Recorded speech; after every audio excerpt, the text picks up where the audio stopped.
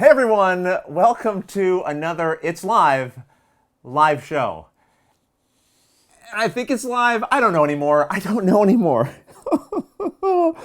Oh, every one of these, every one of them, something happens every time. So this time, things seemed like they were going pretty smoothly, and then Windows needed to do an update, which it did for a very long time. It seemed to finish, and then the stream kept telling me it's a bad stream. It's bad, naughty stream. Wasn't healthy. Said it wasn't healthy. So I don't know what's happening. Right? Am I buffering constantly? I have no idea. So I'm going to need your help again. In the comments, would you please let me know if it's skipping around, if the quality seems to be fine. Can you hear me? Am I just pantomiming? What's going on right now? I have no idea. So everything's going to be okay, but just let me know if everything's okay. I'm just going to, one of these times, I'm going to come down here. I'm going to turn everything on.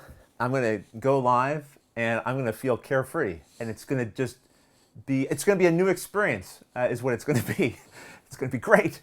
So let me just I'm hearing, thank you, Kevin, Casey, Mocha. Whew, I'm getting some feedback that things are okay. So let me while we're here together, I'm going to go quickly look over here and see what it says the quality of the stream is. It says it's good now. It says it's good and not bad. So, good. I'm glad. All right, I am going to pause. I'm going to shut down everything that can be shut down, and we're going to get this thing started. Okay, so first of all, just a couple of quick things that we like to say here at the top of a live episode, which is if you have a question that you'd like me to try to answer, or for us to talk about, please make sure in your text entry that you put question in all caps first. So question, and then write your question. It just helps me as I'm skimming through the chat to find the questions, all right? And I do have some questions already preloaded here. These came from the Watch It Played Board Game Geek Guild. If you're not already a member, please consider being a member. It's free. You just go to the Board Game Geek website. If you do a Google search for Board Game Geek, Watch It Played Guild, it'll come up. It's probably in the description of this video too, or it should be, probably. So if you go there, then subscribe. I don't post a lot there, so you won't get inundated with a whole bunch of stuff, but it's a place where I do announce when I'm doing a live episode. And you can post your questions a little bit in advance, and those ones I usually make sure I get to. Sometimes, not always, because this is unpredictable because it's live. So I've got in this episode, this live episode, I got a game expansion I'm going to share with you, one I thought might be of interest, and as I said, I have some comments here from people, and I thought we'd talk a little bit about Spiel, the convention in Essen, and talk about maybe a few games that I've flagged from the Board Game Geek preview list that are of interest to me. Yeah, if anyone has any questions, maybe if you're going to Essen for the first time, feel free to put those questions in the comments. I'd be happy to try to give you a little bit of advice if I might have any. I've been a couple of times, so I know the lay of the land a little bit. But for me, it is going to a different country and a different place, and that can be a little bit, for some people, a little bit reason for concern. Will people understand me because I don't speak the same language? Will I know how to get around and all that sort of stuff? So I've made it and survived a couple of times, so I would say take heart. It's not so bad. But we can talk about that as well. Now, I have a couple other little newsy things that I thought I would run through at the beginning here. One of them is that I've got a new microphone. So I believe from the comments early on, things were okay. I don't know if this is going to be a little soft. The first time I plugged it in, it was a little quieter than my previous microphone. So let me know. I'm actually going to bounce over to the comments right now, and I'm going to see. If you wouldn't mind, just quickly, just say, hey, it's quiet, it's loud. If it is quiet, there's not much I can do about it at this point because we're now in the thick of it. It's live, but it's something I can keep in mind for next time. Of course, I'll be able to watch the stream as well. Jennifer Sims, thank you so much for the nice contribution there. I will mention, if you'd like, during the live show, you can give a little tip. Put a little tip in the jar, which is super nice. There should be like a little $ symbol in the chat. It pops out your comment, and it also supports the show, and that really means a lot. I really appreciate that. I try to put. I know sometimes it might not seem like much work goes into these live shows because of how phonetic they are, but I do try to put a little preparation into it. So if you appreciate the live shows, that means a lot. Thank you. I'm hearing that the sound is good. The mic sounds good. Thank you, T-Max. Thank you, Andy Grant. My good pal, Andy. Stuart, Jason, thank you. Thank you all for letting me know that feedback so quickly. I really appreciate that. It's just one less thing I have to worry about, which is nice. So I've had some difficulties with my microphone that I use all the time and don't generally have problems with. And I dumped a bunch of cash at the problem buying this new microphone. I hope it's going to help. So Jennifer, you helped support the microphone and the new sound, hopefully a good quality sound. I was having problems with the other ones. It was creating a lot of fuzz on the microphone. The problem with that is I couldn't always pick that up during recording. It wouldn't be until I got back to my computer that I would then discover, oh, everything you just recorded, Rodney, it's no good. Which is, I'm smiling, but it's distressing. So I'm hoping that I've thrown enough money at the problem to solve it for the future. We'll see. I've got a couple of videos that dropped recently.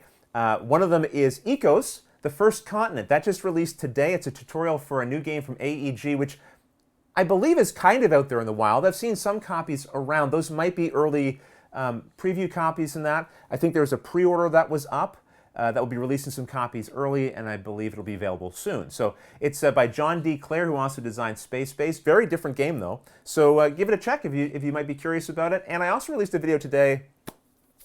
What did I call it? I forget, but it was a product preview for a really interesting poster. Well, I don't want to spoil it. It's a very short video, so check it out on the channel if you have an interest. But I thought it was a pretty clever and unique thing that I hadn't seen before in the board game hobby. So that's a couple of videos released, a few more coming out soon, hopefully. Lots being worked on before the big Spiel event. So let me see what's on my notes here, if there's anything else. Oh, I made a note here about gameplay videos. You know this channel, how it's called Watch It Played?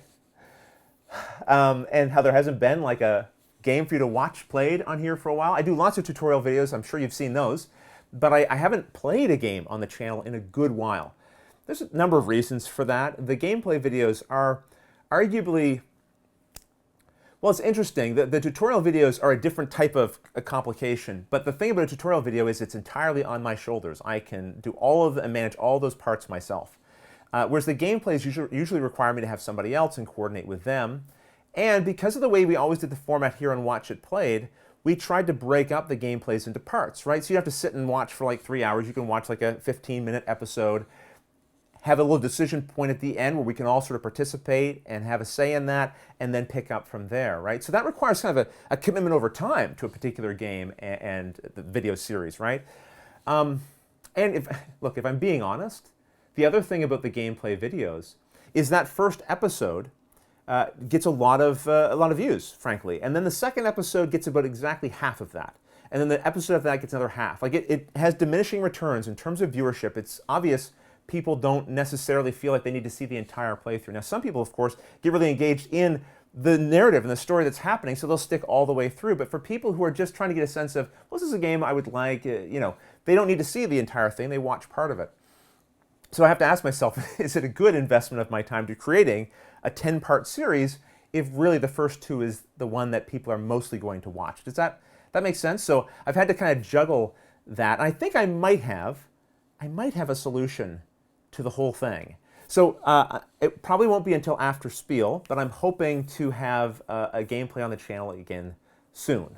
So if you've enjoyed them in the past, if you'd like to see more of them, if you've been wondering when is more coming, does he care about doing gameplays anymore? Yes, I do, and there will be some coming soon. I hope. Fingers crossed. We'll see. If my idea works, then great, because all of my ideas work, like these live shows. Okay, so I just want to say a quick thank you to Marcus Roth. Thank you very much for the kind donation, and also when you make a little donation, you can also leave a question or comment, or if you want to.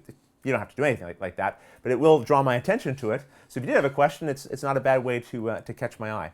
All right, so the gameplay videos, some of those coming on the way. Let's talk about Essen for a little bit, shall we? Before we do, I'm going to just run into the questions here quickly, see if there's any that you might have asked early on here. Then we'll go to Essen, because you might even have some Essen-related questions. I don't know. It's live. How would I know? And then we'll jump into Essen. Then maybe I'll show you this expansion that I wanted to show you. That I don't normally talk about expansions on the channel. I've done a few, but typically I don't. Because if I cover an expansion but you haven't I don't know, if you haven't, if you don't have an interest in the core game, or maybe you just haven't seen the original video where I talked about the base game, the expansion is less relevant. I tend to think that if you're already interested in the game, then you'll do like some of your own research for an expansion. But I thought maybe in a live show I have something kind of quick that I can show, and it's a way to sort of showcase a little expansion that I thought was kind of clever. All right, let's go back to the questions here. So, okay, so Tony Hanna asked, what 3 games are you picking up at Essen? First of all, I love the framing of this question. What 3 games? Not like what 100 games are you picking up?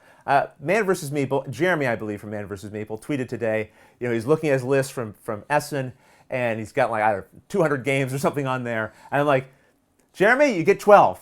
You got to cut that list down to 12. 12 is 1 new game a month for a whole year.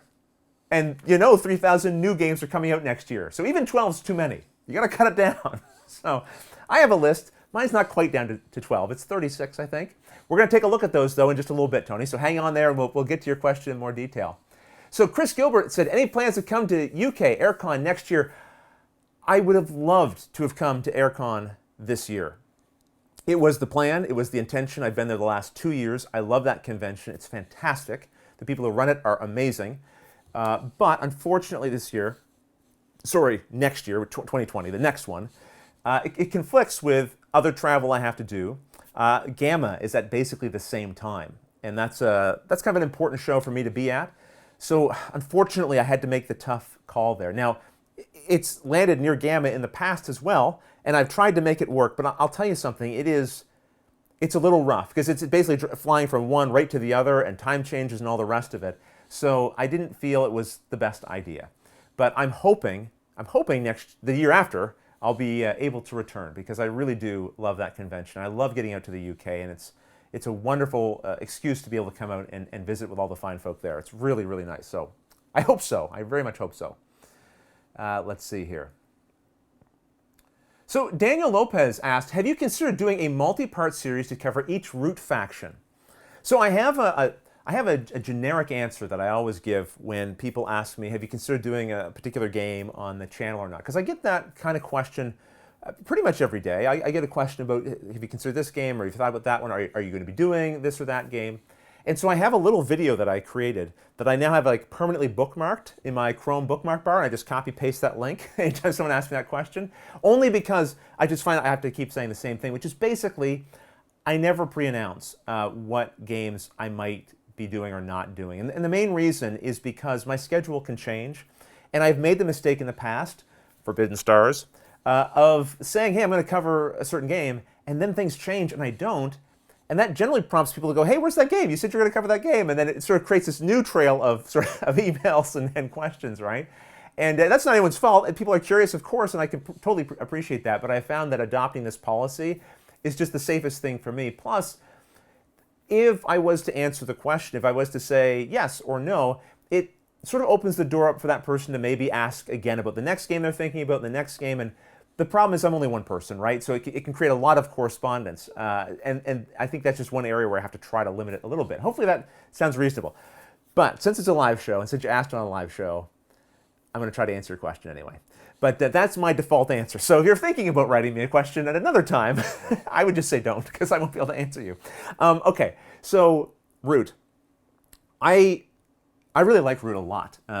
This is something else. I don't generally review on the channel. I don't share opinions about games on the channel. That's something I'm loosening up a little bit here for the live show. So feel free to ask some of those questions. I will refrain from negatively commenting on games, because that's just not something I particularly enjoy doing. That's not really how I want to use my platform, to use it to, I don't know, dump on a game that I don't particularly care for, because I know that could be someone else's favorite game. So that's just not, I don't know, it's just not, I don't mind having those kind of conversations in person, one-on-one with people, but kind of in a broad, larger platform, it's just not what I prefer doing. I'm very happy that other people do it and do it comfortably. I rely on that to help me filter some of my own game purchasing decisions, just not an area I'm comfortable in. Okay, that's a lot of caveats. So what was I trying to say? Root, right. Root is a game I really, really like. It got a lot of accolades this year. And they had reached out to me about doing a video, and I was very interested. I mean, I really wanted to take that on. I thought it would be a fantastic and awesome challenge. The biggest problem, quote unquote, for me, is that it is basically 4 games in one. And so really, it would technically, I can do about 4 tutorials in a month comfortably.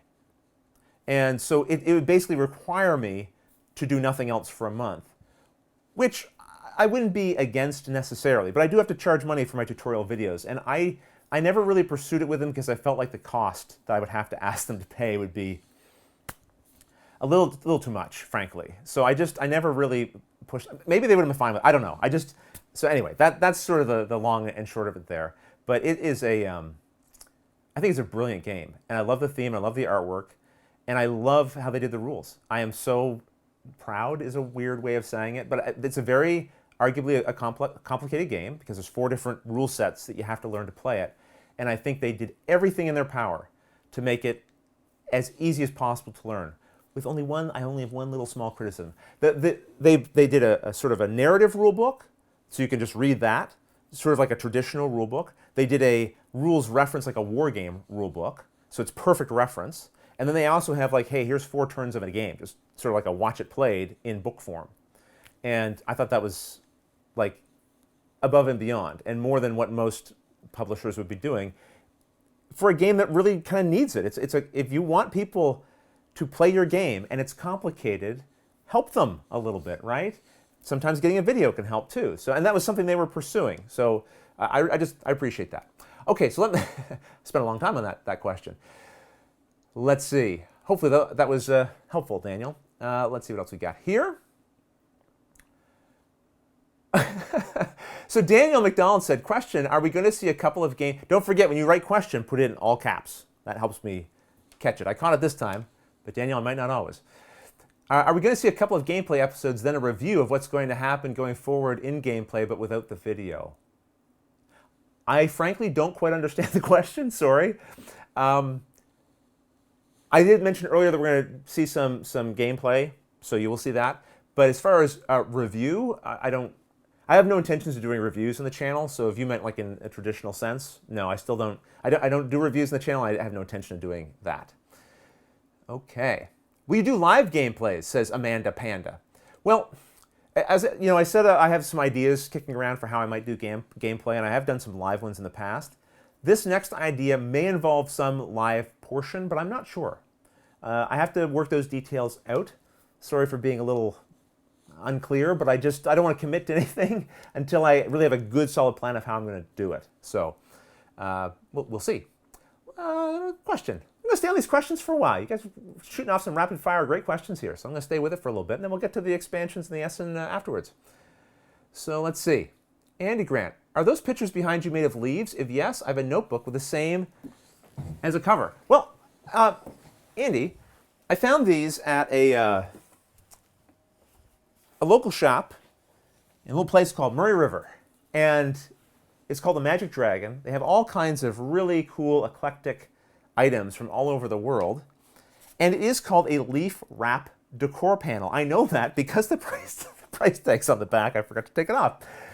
So yeah, it is a leaf wrapped around a frame, and I've been thinking recently. You know, I had the basement renovated again, thanks in large part to the support of the people who watch this show. I shot down here for years in an unfinished basement. You know, I've always tried to mask that with either a green screen, a little fake wall I built at one point in time with my father.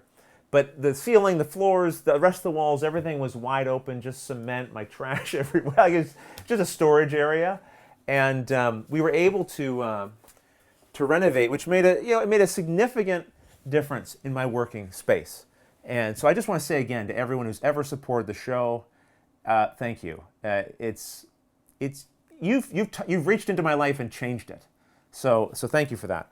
But I always felt that I love the backdrop, but I was starting to feel like it was a little plain, you know? And so I wanted to break up the background a little bit, and I saw these, and I thought, well, this might be kind of, like, I feel like it kind of fits the decor, and without being too distracting. That was always my concern. I never wanted to have a backdrop that was pulling focus.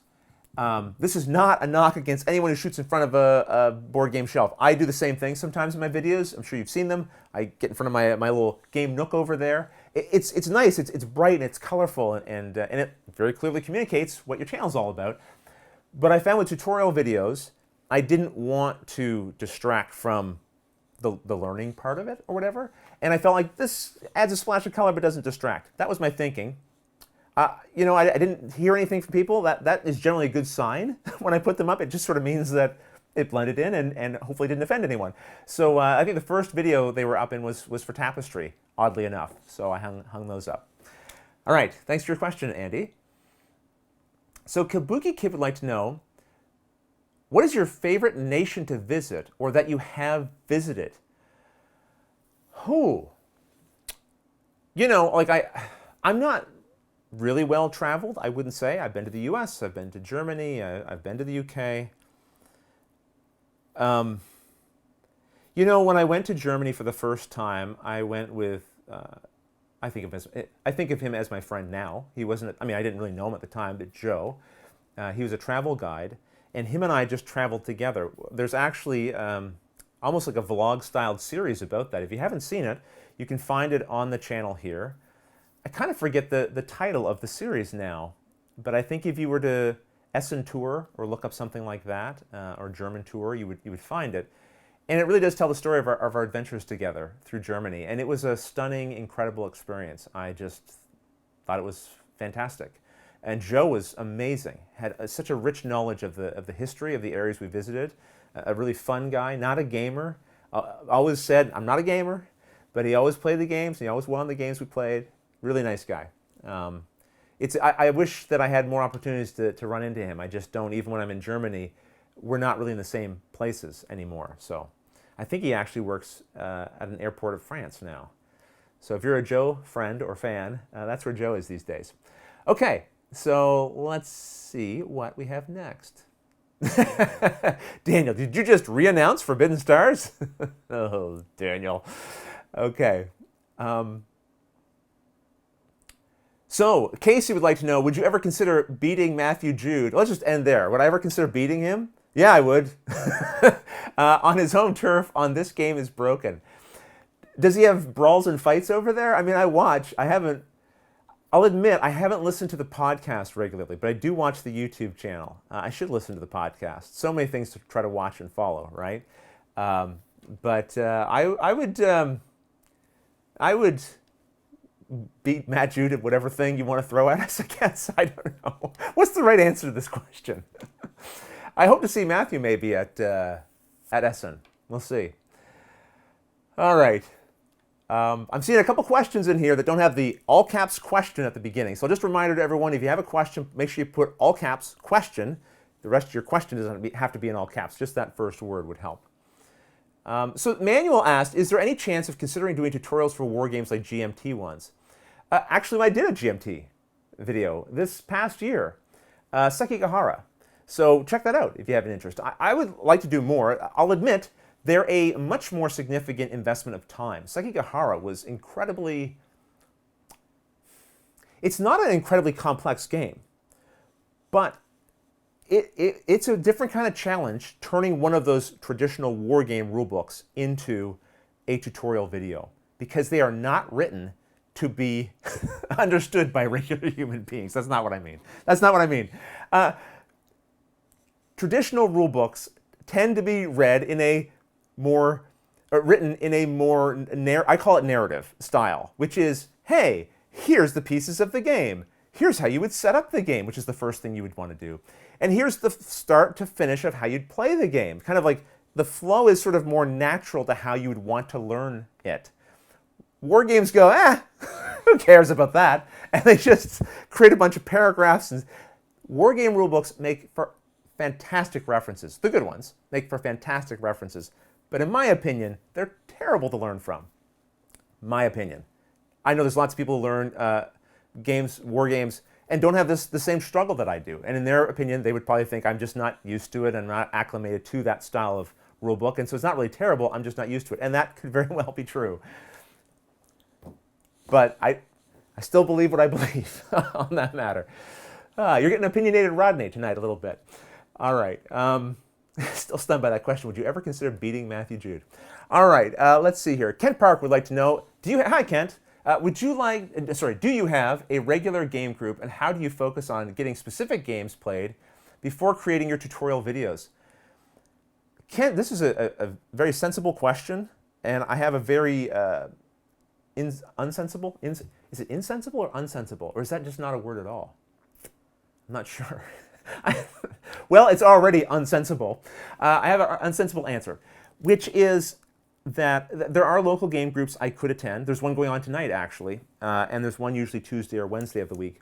I have not been to my local game nights in months, months and months and months, feels like. Maybe I've been to one in the last year or so. It's just been the nature of this year. Not complaining, don't feel bad for me or anything. It's the nature of the work this year with the channel has kept me kind of busy. And when I have time, downtime from the show, I'm rather than leave the house and go somewhere else, I'm trying to spend it with my family. So I haven't been doing as much gaming outside the home, so I tend to do it in the home. Playing with my son Luke, and sometimes I will have a friend or two over to play games here. And so that's basically how it works. A lot of the games that I have an interest in featuring on the channel, I get that interest on spec in a way. I'll see the game, I'll be drawn to it for whatever reason. I'll then read the rules, get a sense of whether or not from that I'm still interested. Then, once I filter it down to that point, then I'll play the game. And at that point, yeah, if I still think it's one I have an interest in, then the tutorial gets made. But there definitely was a time where I was doing a lot more gaming outside of that, and that's where I would be, grazing for new game options for the channel. But now I do it in different ways, I guess. Hope that answers the question, Kent. Munchenhausen, PL, would like to know, what happened to PEP? Did I miss some announcement? Yes, you did. There was an announcement. I announced that earlier this year because of... Can I explain this in a short... let me see. I could... Wow, we're already half hour into this.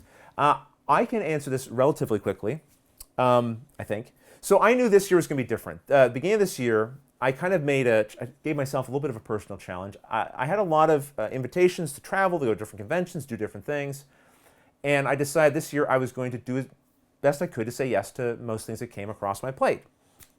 And at the same time, I wanted to make sure that I did not do any fewer videos than I would normally do. So I kind of put that challenge on myself to readjust my schedule, change my sleeping habits a little bit, in healthy ways, hopefully. And I also knew that that meant gameplay videos were just not going to be as likely to happen. For some of the reasons I explained earlier in this video, if you'd like to go back to the beginning and check it out. So I didn't feel like it was really fair to Pep or to I, really, because there's an expense here, to having someone work with you or for you. So I said, look, I think the best thing is for me to let you go so you can actually go pursue something that would be more solid, more reliable, rather than have you here and not really having the work that I feel I can give you for it. So he was very gracious about it and very understanding, and that's why he hasn't been on the channel this year. And I hope that despite the extra travel and some of the other responsibilities I've taken on with the channel and the work that's around it, I believe I've managed to continue to maintain sort of the same level of productivity, if you will, on the channel itself. One thing that suffered is I haven't done as many live shows. So last month I was like, I think I gotta try to fit that back into the schedule. I'm missing the anxiety of all the technological problems that happen when I do a live show. So, and I enjoy doing these with you, honestly. So I hope to do them on a slightly more regular basis. We'll see. All right. Jackie chimed in and said, well, hello for a few minutes before I head to my doom in Arkham. Yes, Jackie, who often joins us here in the chat. Hi, Jackie. I knew wasn't probably going to be able to make it because of her game night this evening. We're in a game night kind of mood here. So good luck saving us from all the terrors in Arkham, Jackie. Good luck. All right, so I'm going to stop. Look, there's more questions. They're fantastic questions. I'm going to stop here and just jump into a couple of other things that I had pre-planned for us in the live show. Let's talk a little bit about some of the Essen selections that I have a particular interest in. Before we bounce over to that, let me make sure I've got the page set up and ready to go. And so earlier today, I set some hotkeys so that I can make a transition to the, oh shoot. I don't remember now what hotkey I set. Oh, I do remember what hotkey I set. So hopefully, oh darn, I'll have no way of checking to know if this works. Okay, I'm gonna do this. So hopefully right now you are seeing the Spiel 2019 preview. I'm going to take a quick peek so I can see if you're seeing the right thing, but this is going to make the entire screen go totally screwball here. Yep. Okay. I think everything was working fine. I should have just trusted myself. But all right, so here we are. This is the fantastic 2019 Spiel preview. I say fantastic because this list doesn't just create itself. This is a big project that was put together by the folks at Board Game Geek, who did a fantastic job putting this together. But then Eric Martin does a wonderful job of taking all these submissions from publishers who say, yes, we're going to be at Spiel and we're going to have these games. He plugs them in here to make sure they're in here. You can actually pre-order many of these games before the show. So you can see here this game called One Night here, the pre-order button, isn't here with every game, but here for this one. You can pre-order it. And you know what that means? That means when you get to Spiel, you can just go up to the booth anytime and pick it up. Well, sometimes they'll have certain particular rules or guidelines. When you click pre-order, they'll tell you. But it means you don't have to stand in line and rush to that particular booth. They're going to hold the game for you. You already bought it. So I think this is a brilliant solution to the trampling that goes on at many of these conventions. And again, some of the anxiousness that people have about not going home with the game they were really excited to pick up at the convention, right? So this solves that problem. So one of the things you can do in this list is you can set filters. First of all, you can go into the list and you can flag whether it's something you must have or you're interested in, you're undecided, not interested, or whatever.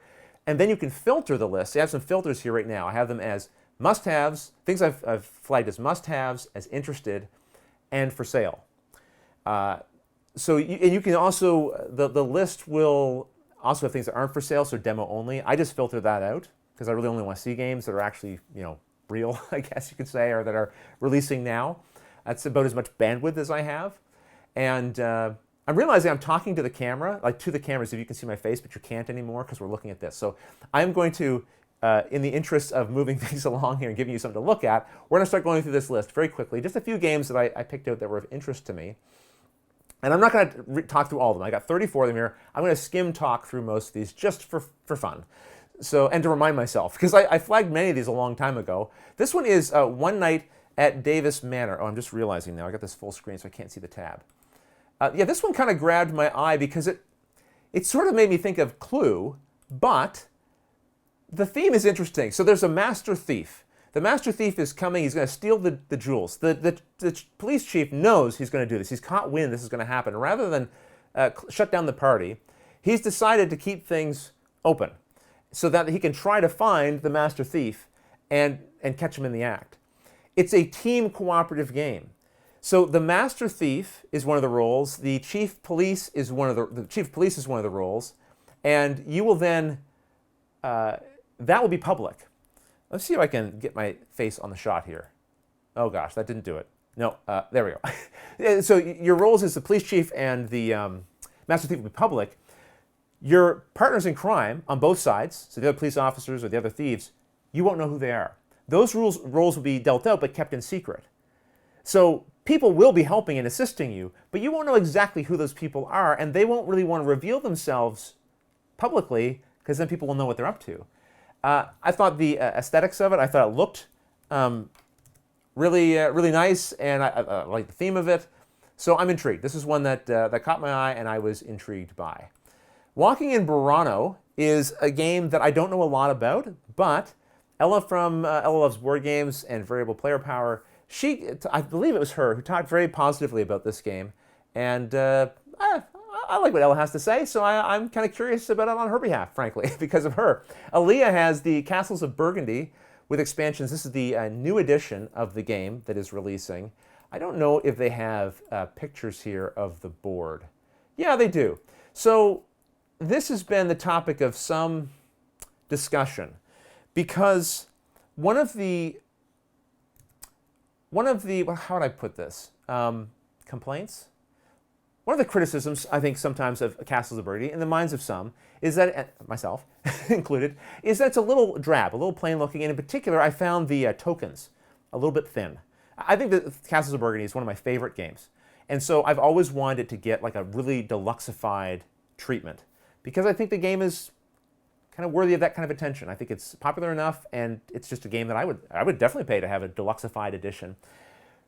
with this edition, they chose to, instead of like kind of deluxifying the components, they are just putting in every expansion that was released for the game. So this is kind of a, if you want everything in one box edition, that's what this is really offering. The component quality, I don't know if there's going to be much of a change there, but they did change some of the art.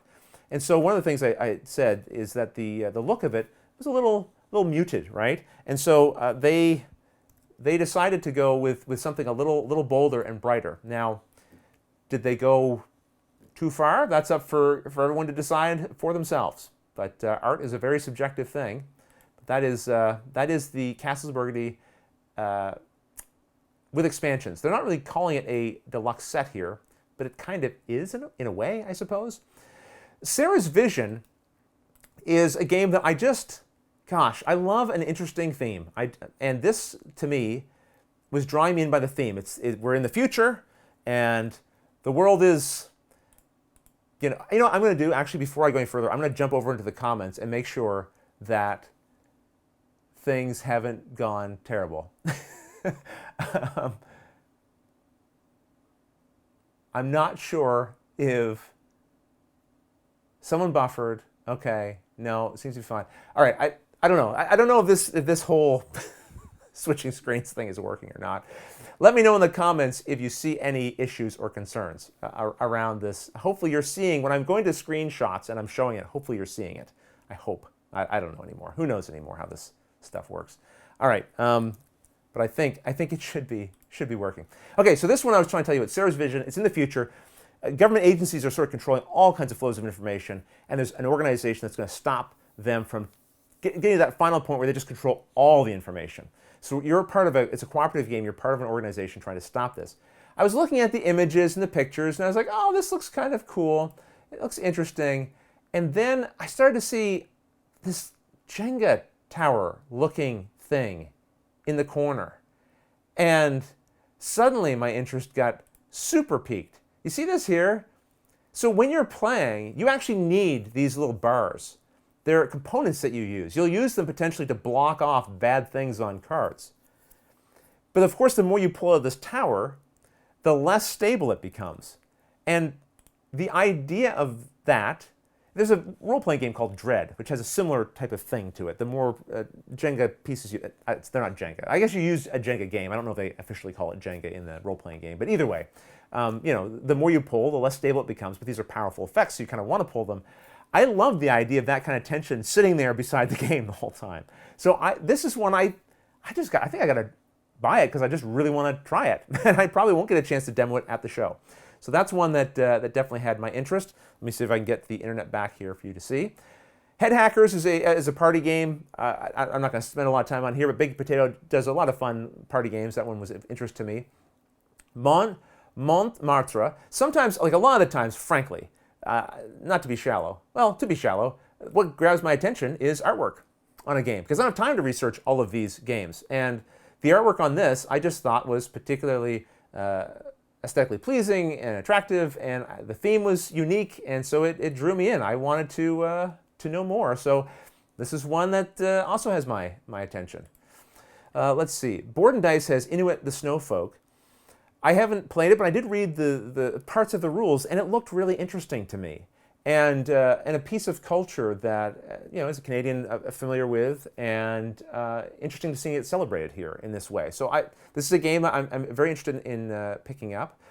Conspiracy Abyss Universe is set in the Abyss world. If you know the game Abyss, this again is in that universe, Abyss Universe as it says here, but it's a totally different game. It's card drafting, pattern building card game.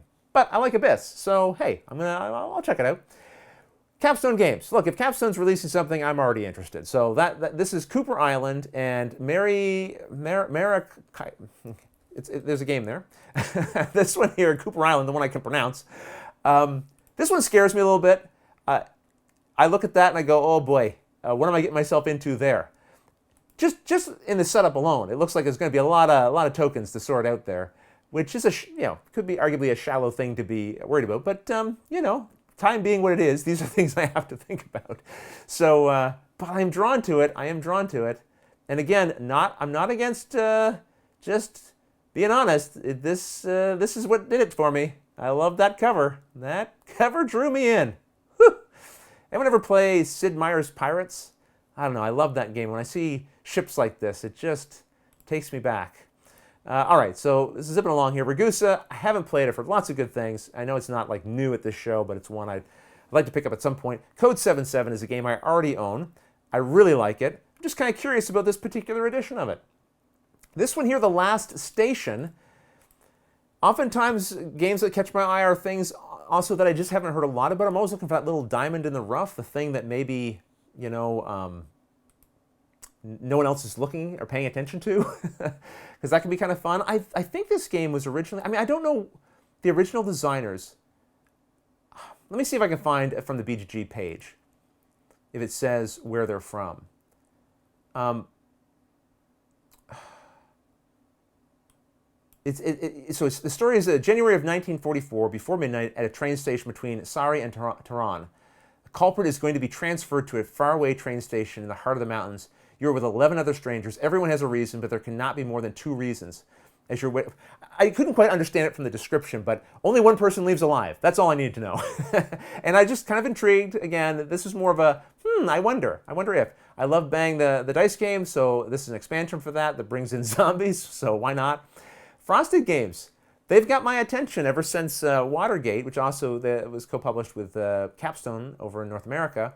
They've got their goodie box, which usually has cool promos for a variety of games that I typically have or like, so I'm interested in that. And this game called Lux, which I, again, don't really know anything about. This one's more publisher interest, and reading the description is what kind of drew me into this one. And let's just see here. I don't think we got... Well, we've still got half. I'm not going to go through all these because I just don't want to spend... We've got limited time together. I want to get back to some of your questions, but... Periodic is a game I've seen at a bunch of different conventions, and it just keeps drawing me. Aesthetically, it draws me. The theme draws me. The periodic table, there's a learning element there as well. There's just...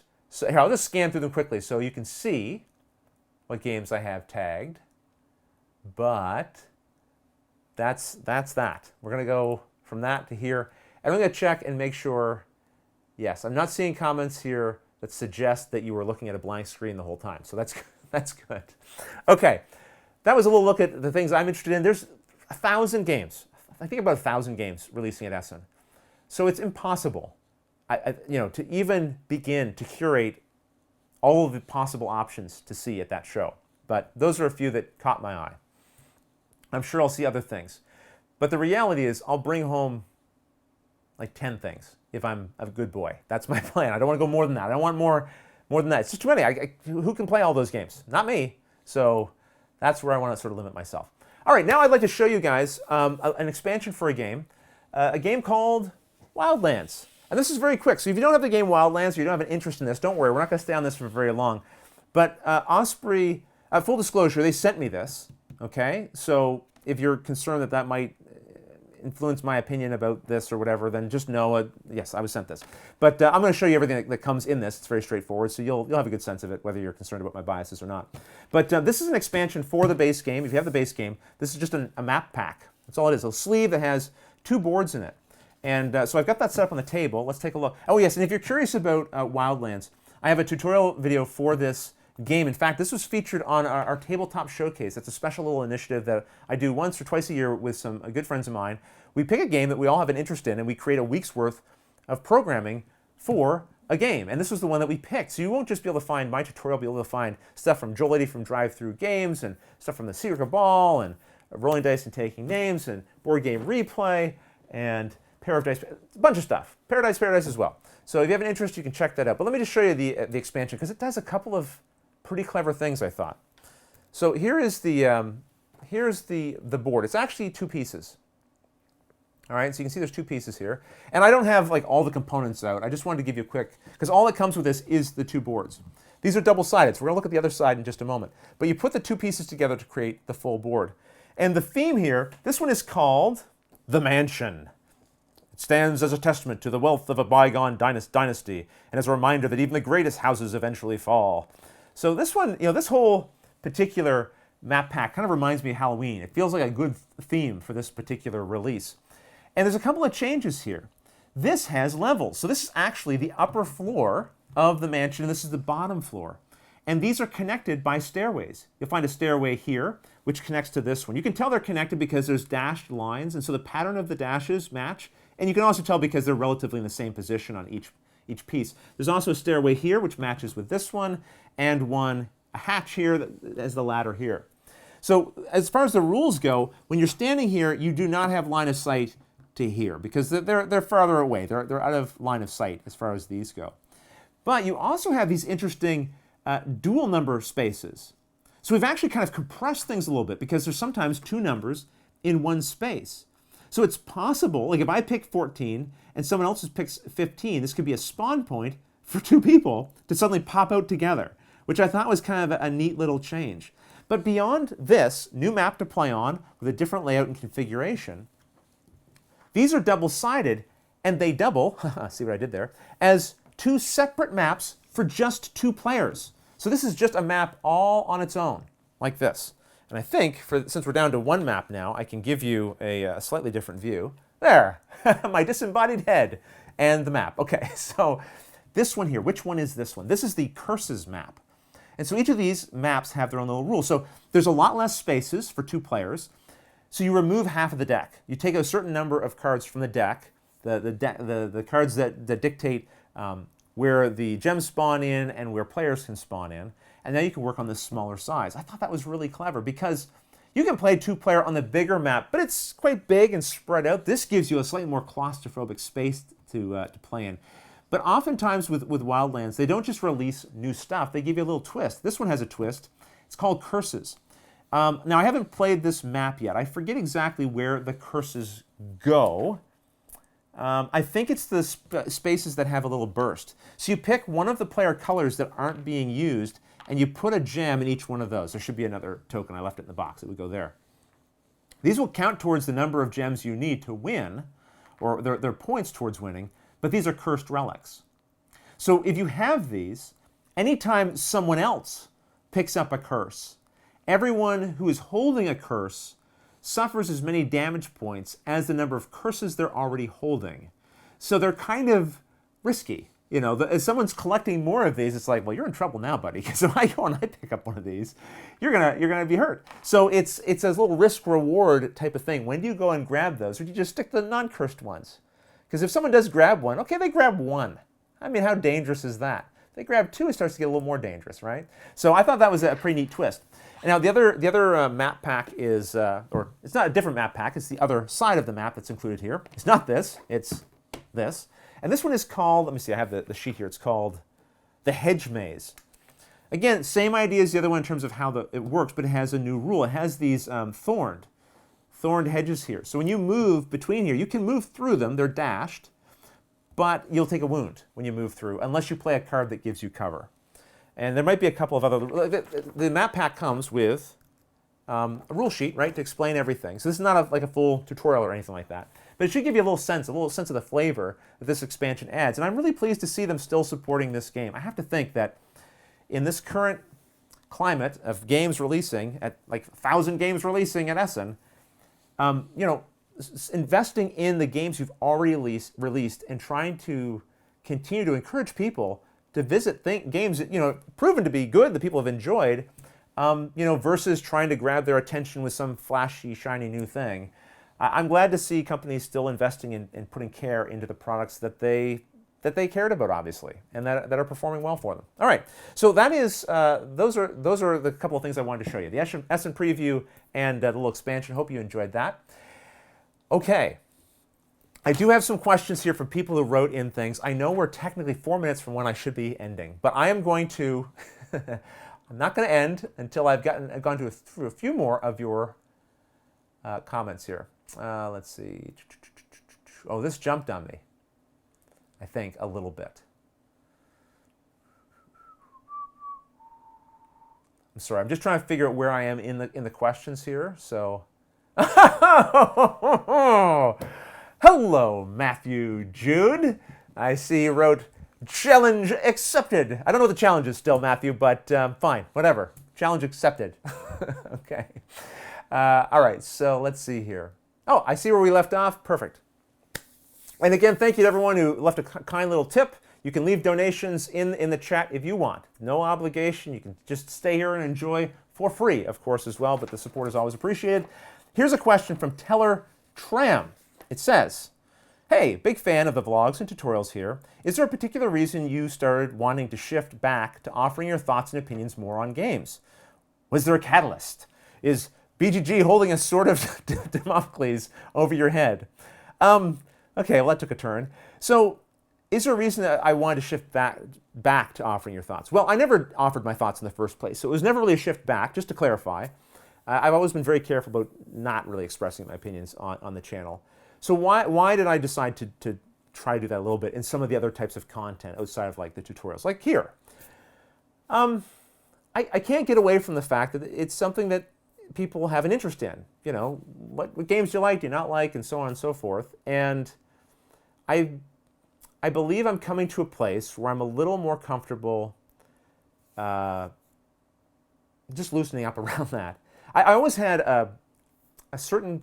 I never really wanted people to take an interest or not take an interest in a game because of my personal, very subjective enjoyment of a thing or not enjoyment of a thing. I had... You know, there's just too many games that I really, really, really like that other people hate.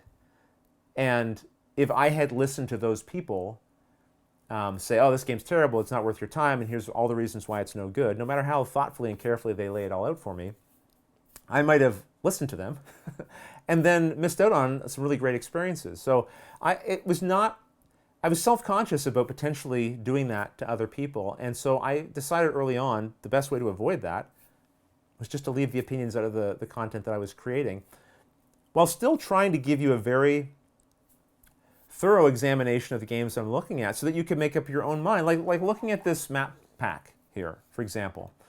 Now, obviously, it would help to know a little bit about Wildlands already, but let's just say you do. I've shown you everything that is in this.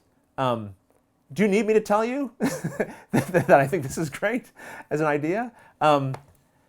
Now, I say that jokingly, and I don't mean to say it dismissively, because there is a whole other level to critical analysis and imparting valuable information through that, which I'm not doing in this. And for example, if I was talking about Wildlands, that would be a whole other kettle of fish. It would require a deeper analysis to break that down. And sometimes just seeing how the game works isn't enough to really know if it's something that would be fun for you, right? And so understand that as much as I feel sometimes the opinion isn't always necessary, it has a very important place in the hobby and in the way a lot of us decide what games we're going to buy and not buy. Matthew Jude's in here. He does a bunch of reviews. He does about 17 reviews a day, and I watch a good portion of them. And I find it, first of all, I find them entertaining and helpful, but helpful. I find them helpful to see like how the game works, and also because I enjoy hearing his point of view, I like hearing his thoughts about it. You know, I mean, that's the other part about this hobby and reviews and podcasts and all of that. I just enjoy kind of sitting in the company of people who like something that I like. And if I also like them, then it makes it all the more enjoyable. Oh, this is a... Hello? It's an automated call. Yeah, I was hoping it was going to be a proper, prankable survey. It wasn't. Yeah, so those are a few meandering thoughts. So it's not really like a turn back to, but I don't mind sharing my points of view. And I'm very open about it one-on-one, in person. Like if we're at a convention together and you want to have a one-on-one conversation about things like this, I open up even more, as it turns out. I've just always had a little bit of preciousness around this particular thing, and I'm trying to let it go a little bit. All right? All right, Michael Vinoy would like to know, with Halloween coming up, aside from Mansions of Madness and Horrified, do you have any recommendations for horror-themed games? Trying to help you loosen up a bit with the whole recommending games thing with a softball.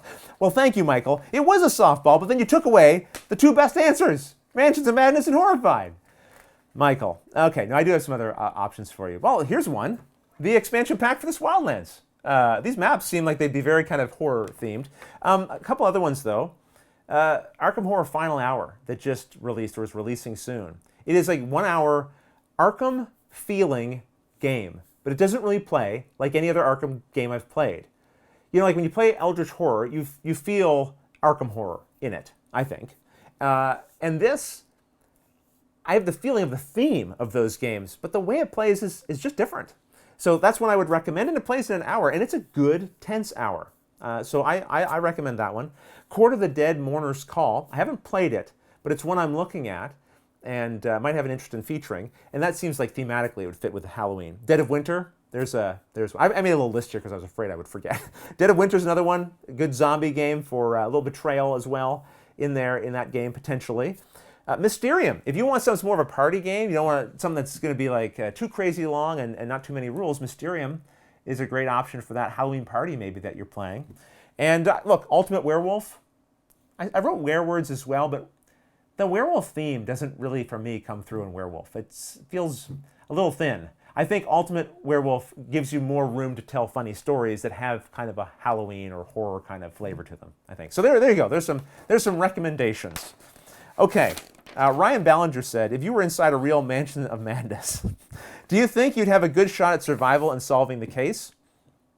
Well, speaking of Matthew Jude, I'd bring him in, and probably Nick and Paula Deming, because they have a podcast, Death by Monsters, which is all about all kinds of horrible things, aliens, mysteries, and they might be able to help me out. Me, well, I don't know how I would do. Because I'm not sure the Arkham games, well, I think they do give you some valuable lessons. First of all, don't be distracted by shiny things. You don't have time. The time is running out. All those cultists aren't lazing around. I know they look like goofballs, but they're up to no good and they're doing it quick. So you got to be hurry. You got to be in a hurry. You've got an objective, just go for the objective. Don't be distracted by the bookcase over there. It looks like it might have a nice little shiny object in it. Don't worry about that letter that's on the table. Just go get the ritual item, and then and that monster, you probably have to kill that monster too. That's one thing. What's another thing? Don't dismiss Harvey Walters, my friends. Harvey Walters, the old professor. He's got a lot going on there. If you need evidence of that, you can watch our very, very, very, very, very, very first playthrough series, which was Mansions of Madness First Edition, where Harvey Walters proved to be a formidable enemy of the cultists and had a thing or two to say about their fashion sense. So, yeah, I don't think I survived, though, because we're talking about, elder gods. So, I don't know. I'd probably need to recruit some people to help me out, I think. Jason Brown, I haven't seen Luke or Andrea on your channel for some time. Do your kids still play with you? Hey, Luke! Yeah, I think you heard me. Let's find out. Andrea doesn't, because... you come down for a sec? Yep. She's away. She's away. She's working in the U.S., so she can't come down for game night. But Luke, I could just yell to. Hey, Luke. Hey, Luke, come on. I don't have a chair for you. Just, can you grab a knee? Great. There we go. Okay, there we go. And you might. I'll turn a little bit towards you because my mic is here. So the question from Jason Brown is: do your kids still play with you? So when you invite me to play a game, I will play with you. Yes. And you will lose almost every time. Let's be honest here, folks. I mean, it's true. Yeah. I don't play as often. Yes. But I still got it. Yeah, you got a full busy life now. Yeah, I got a job. We're at this little-known place called Subway. Yes. You might have heard of it. Yes. It's pretty great. Yeah, he's got a job. School, 10th obviously. grade, High school. for Very me. busy. Yep. He's got a full life. So I steal him away when I can. Yeah. But it doesn't leave you a lot of free time. What do you No. spend most of your time? What are some of your favorite things to do? Reading. Loves to read. Reading. Going on my computer. Video games. Video games. Yeah. Yep. Sometimes basketball. Yeah. Pop out and do that. So, Yeah. Well, there you go. There's a little update from Luke. Thank you, Luke. Yeah. All right, goodbye. Do I have to go? Yeah. Do I have to go? See Yes. you guys. All right. There's a little update from Luke for you, Jason. And the last one here, and then I'll jump into your questions quickly before we wrap up, and I will have to wrap up relatively quickly because I don't want this to go too long. Liz Howell wrote, I was wondering, did you keep up with Coffee Break German? So Coffee Break German is a podcast to help people who are learning German. And she recommended it to me. She was learning. I didn't, Liz. My German learning went right down the tubes. My English isn't much better, as you could tell. But yeah, I wish I'd kept up with it, but something had to give, and that was the first thing to go. All right. She says she finished it. I'm curious to see how much I can actually use at Essen. Well, you'll use a lot more than I will, I'm afraid. And were I to bring you something from Bulgaria, would you prefer chocolate, a magnet, a mug? Whew, I thought I'd just bring you something, but I know luggage space coming back from Essen is precious. You're right, Liz. That's a very kind consideration. Two kind considerations. One, wanting to bring me a gift, and also being mindful of my packing space, because I won't have a lot. That's tough. I love me some chocolate. But a mug is more like, it's something a little more memorable that will get used more often. A magnet is too. Surprise me, Liz. I won't be disappointed. It's just kind of you to offer. It really is. Thank you. All right, so I'm going to jump into your questions here, and I'll see how many of these I can rapidly get through before we try to wrap things up. Let's see where we are. Kabuki Kid would like to know, what is your opinion on the Dune novel? I've never read them, so I have no opinion. I've heard, people love them, I know, but I've never read them. And how about the board game? Well, I've never played. Boy, I'm terrible, aren't I? I've never played it, and I know people love it. But I don't know. The new edition being released certainly drew my eye for a couple of seconds, and then I was on to the other games that I had more interest in at the time. I just haven't tried it, haven't had the opportunity. So sorry for the terrible answer. Okay, so Stuart would like to know, Stuart P. said, as the hobby gets more popular and thousands of games come out, do you think there's a danger of oversaturation as people may try to cash in? I'm assuming you mean like publishers cashing in, going, hey, there's a large market of people here. Let me release this half-baked game and see if I can just grab some of that market share with a flashy cover or whatever. Is that kind of the idea? Sure. I think there's a danger of that. But again, I mean, this is where it comes back to what I was talking about earlier, the value of reviewers. Let's put aside watch it played and tutorial videos and that, which also hopefully have their own merits in reviews. But I think, reviewers can help filter through that, because oftentimes they get a chance to play those games in advance and give you their sense or their impression of the game's enjoyment or not for them. And with so many games coming out, here's what I feel like. Yes, there's always going to be differences of opinions on whether a game is fun or not. But on balance,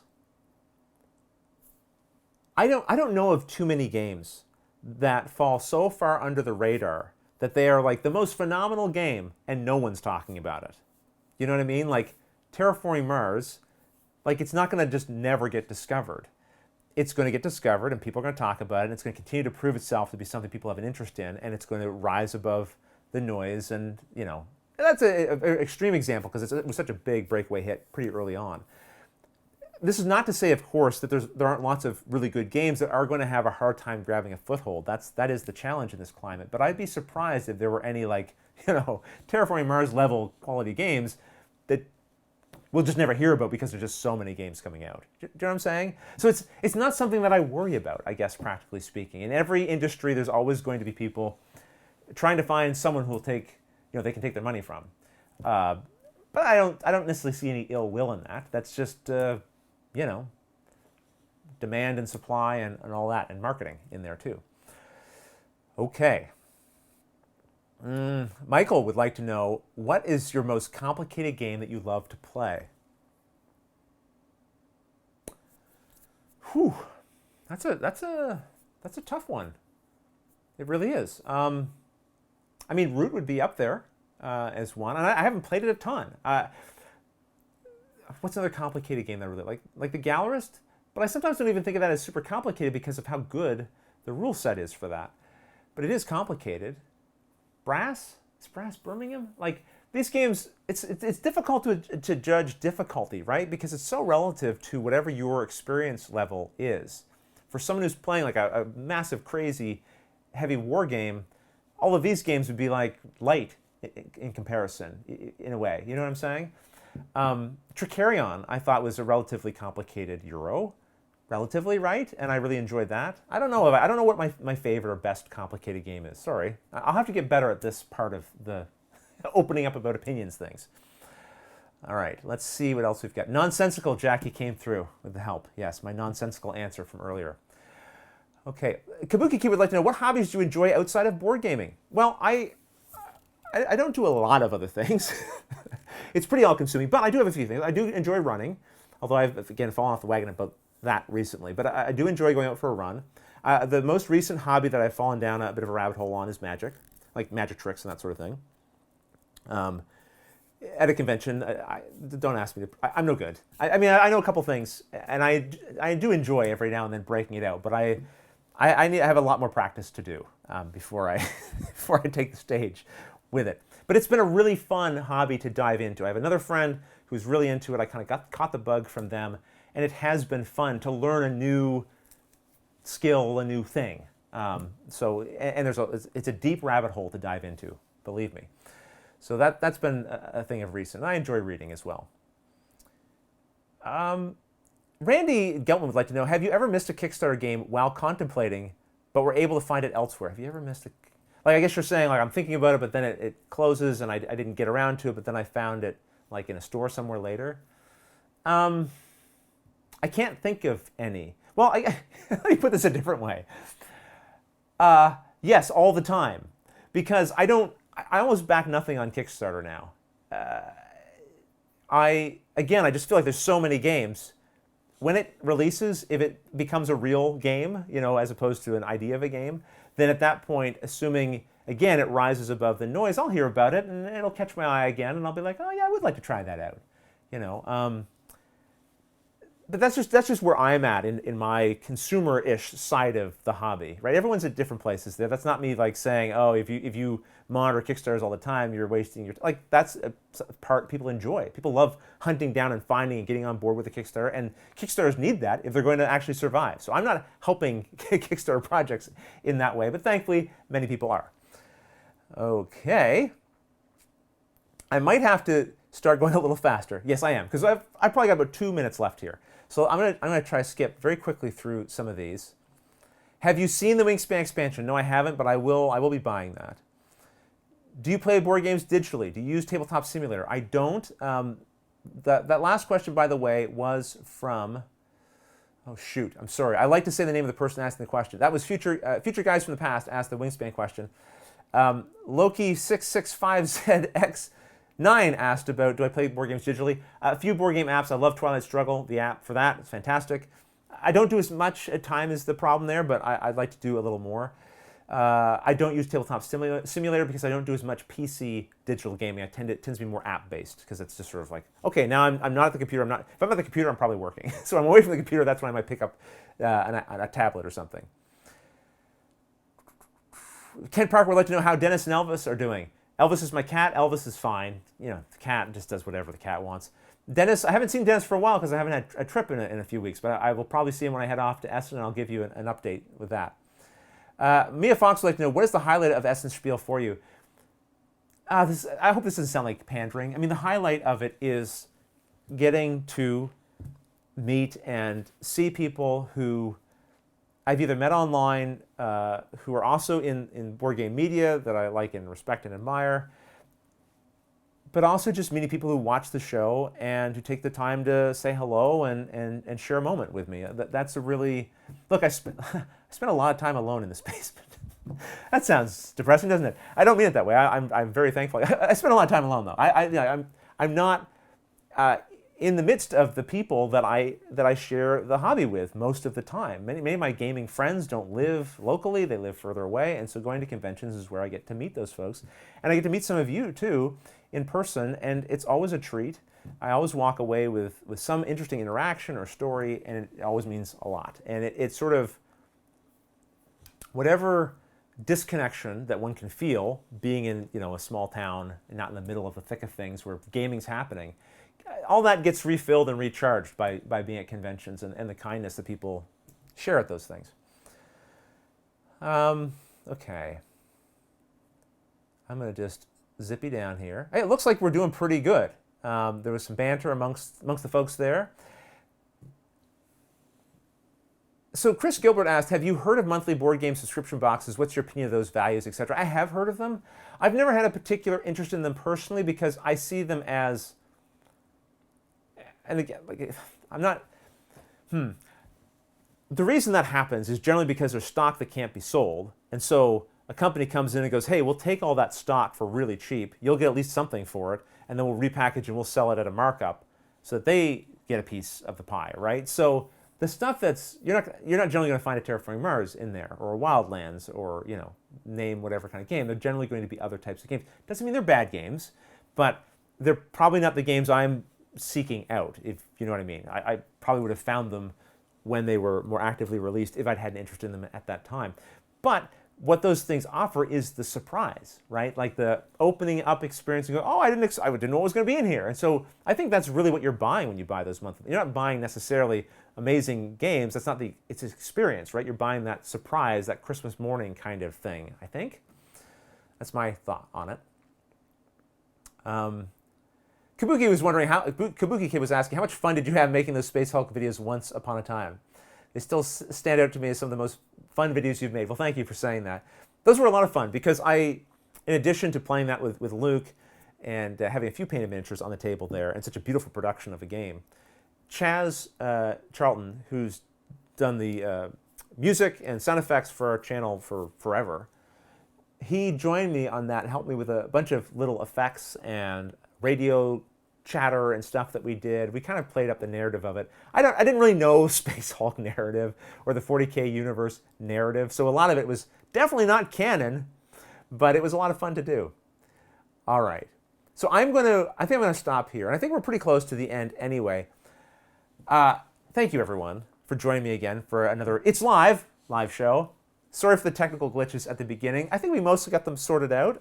My batteries haven't died. Microphone seems to be fine. You were all fine and lovely, as always. A pleasure to spend time with you. I hope to do this on a semi-regular basis. I'd love to do it once a month. I think that's probably the easiest thing I can commit to on my schedule. And if you ever have comments or thoughts about things you'd like to see in the live shows, feel free to put them not necessarily in the chat comments that are going on right now, but in the actual comments of the video once it's posted and rendered. I'd love to hear your feedback and happy to consider anything that you might find more enjoyable. I try to keep it kind of light and fun and zipping along here, but always happy to hear your thoughts and feedback. All right, with that said, now comes the fun part, the part where I try to end the stream in the most natural and professional way possible that doesn't involve me stumbling around, hitting a bunch of keys. Oh boy. It'll be fine, Rod. You can do this. So you're already not doing it properly, Rodney. Hey, we did good. An hour and 2 minutes. I wanted to stick to around an hour, and we did it. Good job, everybody. I'm really proud of us. I really am. All right, so I'm going to stop the stream in a few seconds, as I think we're good. Are we good? I think we're good. Everyone good? Good. Until the next time. Until the next time? Until next. I never say until the next time, do I? I say until next time. Yeah, until next time. This live show, it breaks me every time. Until next time, everyone. Thanks for watching.